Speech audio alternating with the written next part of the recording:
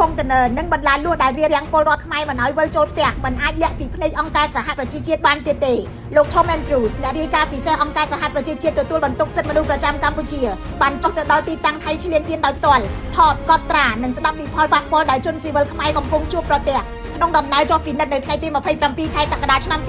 2026លោក Andrews បានទៅដល់តំបន់បឹងត្រកួនស្រុកថ្មភក់ខេត្តបន្ទាយមានជ័យដែលយោធាថៃបានដាក់ទូកុងតឺន័រនិងរាយបន្លាលួសចូលក្នុងទឹកដីកម្ពុជារារាំងប្រជាពលរដ្ឋខ្មែរមិនឲ្យវិលត្រឡប់ទៅលំនៅឋានរបស់ពួកគេវិញបើទោះបីជាត្រូវពឹងលើឈើច្រត់ក្នុងពេលធ្វើដំណើរក៏ដោយលោក Andrews បានប្រើទូរស័ព្ទដៃថតផ្តិតយកទស្សនវិជ្ជានៅទីតាំងដោយផ្ទាល់លោកក៏បានដើរពិនិត្យតាមដងផ្លូវចូលមើលអគារដែលរងការខូចខាតមើលឃើញគ្រាប់បែករបស់យោធាថៃនិងស្ដាប់ការរៀបរាប់ពីអាជ្ញាធរអំពីផលប៉ះពាល់ដែលពលរដ្ឋកំពុងតែប្រឈមយកតាមក្រសួងមហាផ្ទៃមកដល់ពេលនេះពលរដ្ឋខ្មែរសរុបជាង 20,000 នាក់មិនទាន់អាចត្រឡប់ទៅកាន់លំនៅឋានវិញបាននៅឡើយខណៈដែលយោធាថៃបន្តកាន់កាប់ទីតាំងជាច្រើនរបស់កម្ពុជាយ៉ាងហោចណាស់នៅខេត្តចំនួន4រួមមានបន្ទាយមានជ័យពោធិ៍សាត់ឧត្តរមានជ័យនិងព្រះវិហារដំណើរចុះពិនិត្យនៅបឹងត្រកួនគឺជាផ្នែកមួយនៃបេសកកម្មផ្លូវការរបស់លោក Andrews នៅកម្ពុជាចាប់ពីថ្ងៃទី20ដល់ថ្ងៃទី31ខែកក្កដាឆ្នាំ2026តាមសេចក្តីប្រកាសរបស់ការិយាល័យសិទ្ធិមនុស្សអង្គការសហប្រជាជាតិបេសកកម្មនេះមានគោលបំណងវិតម្លៃស្ថានភាពសិទ្ធិមនុស្សនៅកម្ពុជារួមទាំងបញ្ហាជួញដូរមនុស្ស